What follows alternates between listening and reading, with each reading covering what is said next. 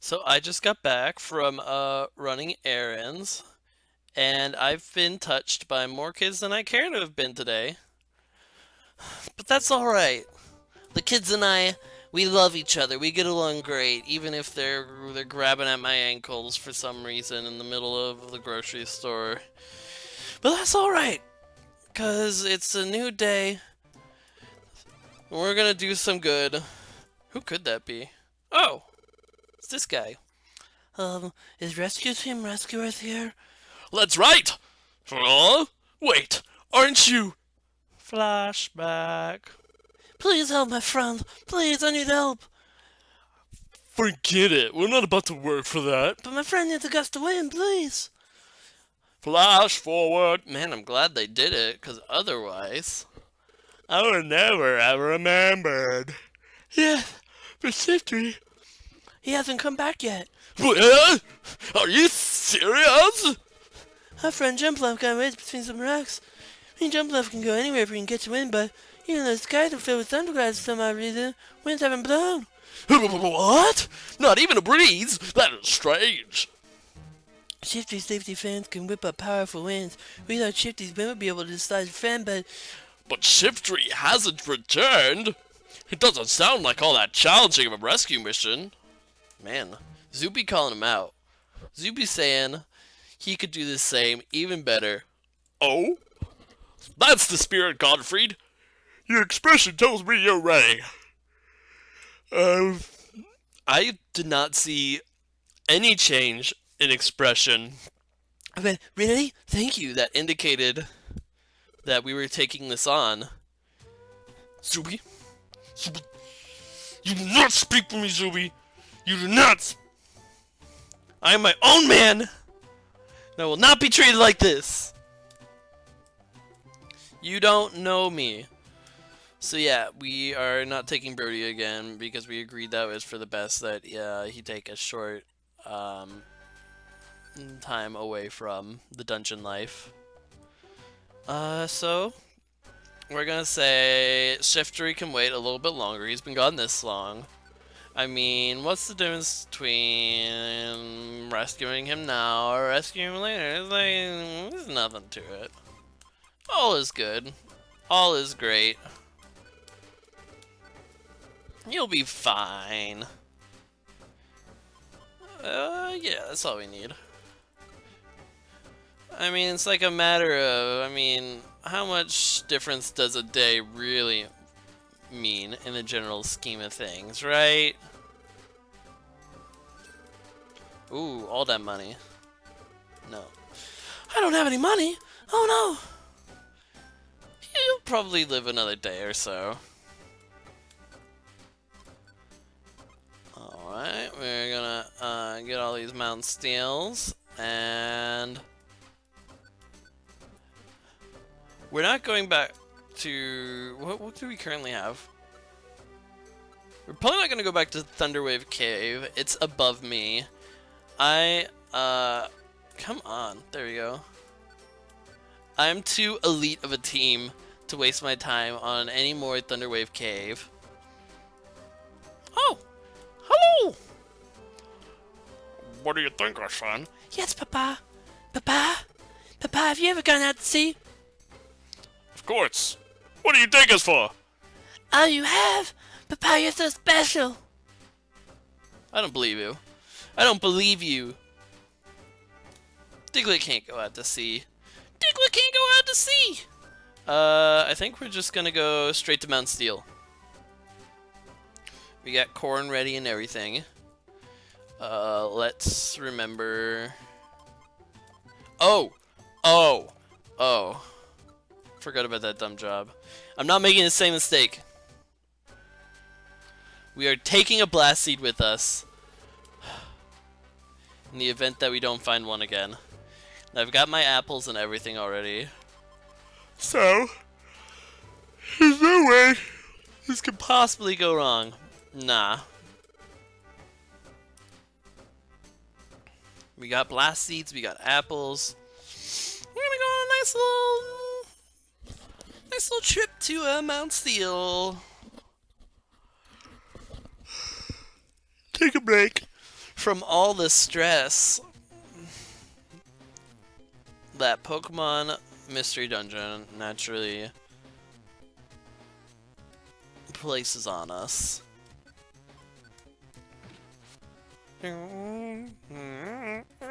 So yeah, I just got back from running errands. I went and I took recycling back, and I finally delivered my returned my books from the library that are probably like 5 weeks overdue at this point. But whatever. What are the librarians gonna do to me? I mean, like, I'm not scared of librarians. They're nothing. Librarians are among the least intimidating people you will ever meet. I'm trying to think of an example of someone less intimidating than a librarian, and at the current moment, I am coming up short. Especially the ladies in my library. They're sweet people. Taking care of small town business. They wouldn't go on after one of their own. Poor guy's sleeping. We have people fall asleep all the time at the library. They go sit in these comfy chairs that we had mainly for like reading purposes, and they just conk out. I'm guilty of doing that. Because after school, I'd have to go, oh, I'm level 15! Wow! That's never been done before in the history of Pokemon! Oh, we got more tactics that I'll never use. How exciting. But yeah, I used to have to go with my brother at his job, because my brother used to work at the library too. We're a family of librarians. My brother worked for the library, my sister worked for the library, my dad briefly did like contract work and classes for the library. It's a dynasty, man. That no one currently works at my local library for my family though. So yeah, after school I'd go and continue my nap. Because I slept in school, I slept out of school, I slept all the time, except for when I was actually supposed to sleep. Because sleep is for the weak. Who needs sleep? Yeah, you're never gonna get it. Who needs sleep? Tell me, what's that for? I've never stayed up for like over 24 hours though. I'm not hardcore like some people. That's never been my life. I probably am gonna take a nap after this though. Even if it's 3 in the afternoon. Errands take a lot out of a guy. I had to go get my vehicle inspected and registered, and there was a guy that was gonna go through the drive-thru, and there was a guy broken down on the drive-thru, which means I had to go inside, and I had to deal with actual people and sit in a waiting room. It was scary, man. There were more children, and they were touching me too. Frankly, it was just a worrying experience. But I'm past it now. And I've grown as a person because of it. A good experience points. I need to sleep. I need to rest and think about what I've learned. Like Oblivion. I don't know if I'll play any of them Elder Scrolls. Aw, Spiro. You should know better than to take an item away from me. That'd be cool though. Oblivion was my favorite of the series just because, you know, there's a lot going on in Skyrim. It's a lot to take in, it's a lot to handle. But, Scout, there's a cat in my way. There's a cat that doesn't understand personal space. Dude, I've woken up so many times because I was suffocating. Because he doesn't understand that if he places his butt on top of my face, then I will start to suffocate and not be able to breathe. You're not even my cat. It's my sister's cat that she didn't take with her when she moved out. So now I gotta deal with him because I look slightly like her. It's ridiculous. I'm suffering. for my sister's mistakes. It's not my fault she let him sit on her face and stuff like that. My cat never did that, who was recently featured in my channel trailer. Secretly, the best part of that video was the cat. He acts traumatized, but he's seen far worse, I guarantee you. Far, far worse. He's a real mountain goat. He used to balance on top of like doors and stuff like that, and there's only like an inch of door space, and the doors themselves move. So I don't know how he managed to do it. Overall, he's a little bit mentally challenged, I think. He makes regular attempts to drown himself. I feel like I've talked about this before, but oh well. A destination floor? Wow. What am I even doing here? I'm rescuing people on the next few floors. But yeah, he regularly attempts to drown himself. He insists on drinking from the faucet. Because I guess cats like running water and all that whatnot. So he insists on drinking all of the stuff, all of the water that he either drinks the water that I give for myself, or he drinks the water from the faucet. He doesn't drink any of the designated water. No matter if it just came out of the faucet and landed in a bowl. Still not good enough for him. And so I'll leave the faucet on for him. And normally, like, cats will just drink to it, it'll be cool.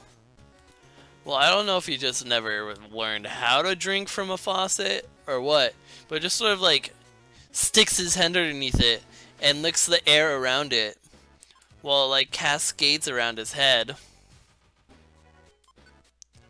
Come on, there we go. Basically waterboarding himself in the process. You know, I've never been waterboarded, I have to say. Don't plan on ever getting waterboarded. Of course, I also can't imagine a scenario in which I get waterboarded. Can't imagine there'd be too many of those where the average person just gets waterboarded. You never know. You never know. Through some twist of fate, maybe I'll be taken as an enemy of the state. I've got secrets. I've got tons of secrets that I'm sure tons of people will love to know through any means necessary. But too bad for them, because I'm not giving them up. I'm a secretive fellow. I got my own secrets, I got other people's secrets, I've got oodles and oodles. All sorts of secrets. People tell me, Justin, how did you get so good at keeping secrets? And I said, hey, that in itself is a secret, and you can't know. Congratulations, Corn, you really did. But if you buy my seminar, then you too can learn how to keep secrets in a matter of 3 weeks. Go to justinisbad.com/keeping secrets and other neat techniques. Subscribe to my Patreon, where I also unveil how you too can get rich quick.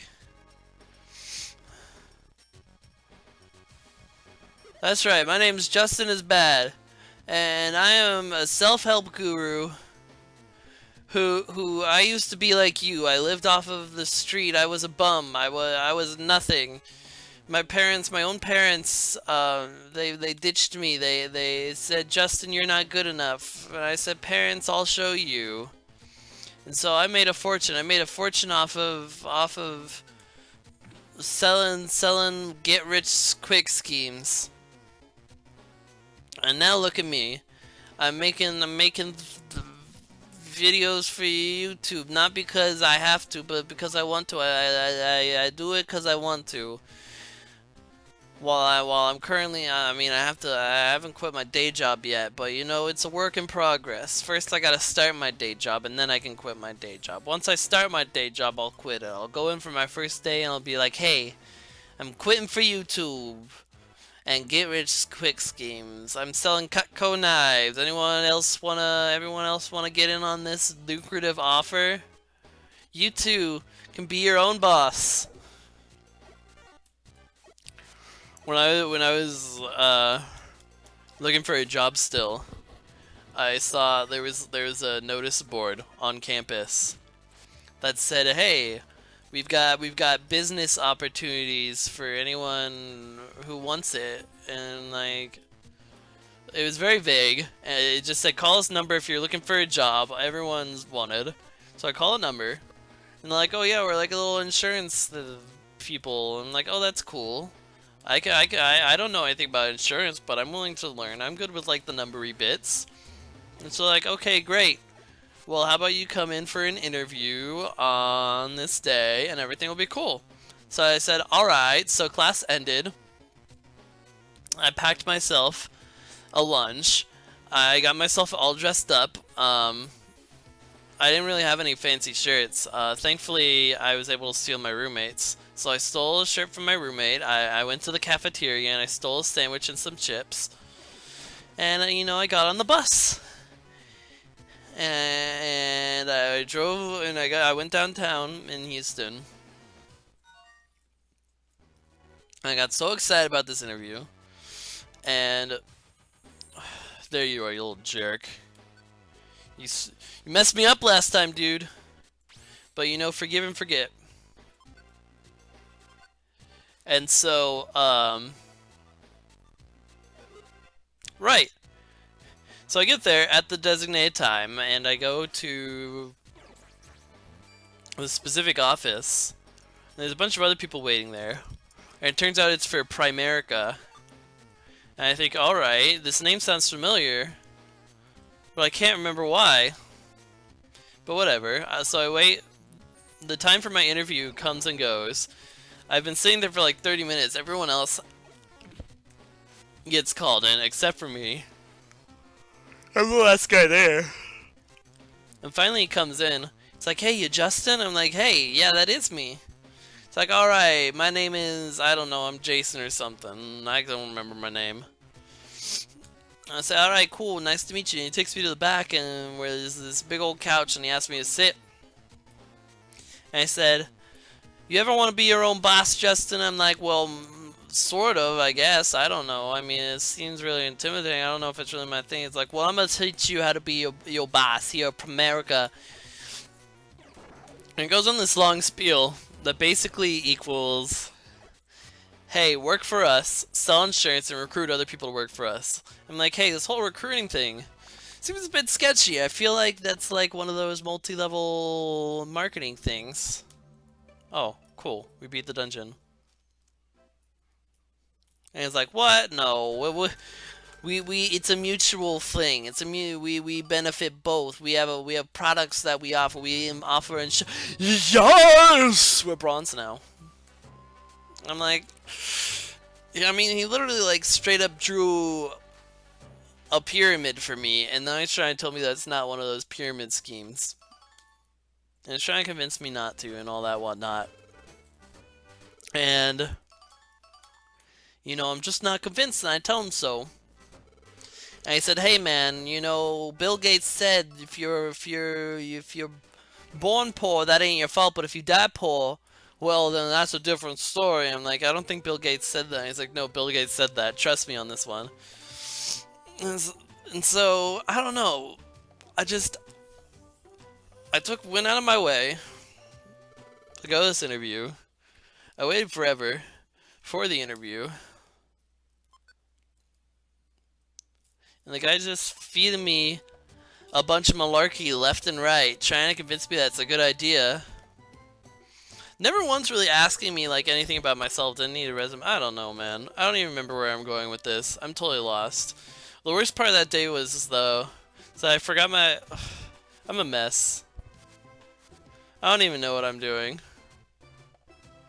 It's telling a story, but I totally lost my way. Da da da da. Da da da. Maybe I'll tell a better version of the Primerica story. Maybe I won't. Who knows if I'll even broadcast this episode. Bye.